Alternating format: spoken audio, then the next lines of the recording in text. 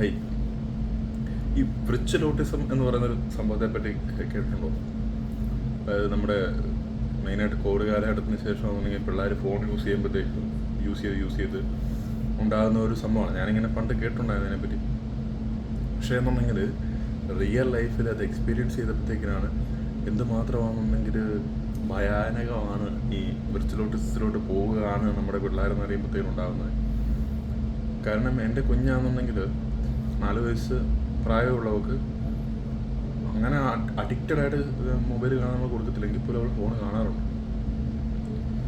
കഴിഞ്ഞ ദിവസം ഞാൻ വീഡിയോ കോളിൽ അവളോട് സംസാരിച്ചുകൊണ്ടിരുന്നപ്പോഴത്തേക്കിന് അവൾക്ക് പുതിയ ഡ്രസ്സ് എടുത്ത് കൊടുത്തു. അവളെന്നെ കാണിക്കുകയാണ്. അപ്പം അവൾ ആ ഡ്രസ്സ് ഇട്ടിട്ട് നിലത്തിട്ടിട്ട് അതിന് മേലോട്ട് ചാടിയിട്ട് പറയുകയാണ് അവിടെ ദേഹത്ത് വരുന്നില്ലെന്ന്. കുറച്ച് കഴിഞ്ഞപ്പോൾ എനിക്ക് മനസ്സിലായത് അവളത് ശരിക്കും അങ്ങനെ ഉണ്ടാകുമെന്ന് പറഞ്ഞ് ഇരിക്കുകയാണ്. ഇൻസ്റ്റാഗ്രാമിൽ കാണുന്ന വീഡിയോസൊക്കെ കണ്ട്. അപ്പോൾ സൂക്ഷിക്കുക.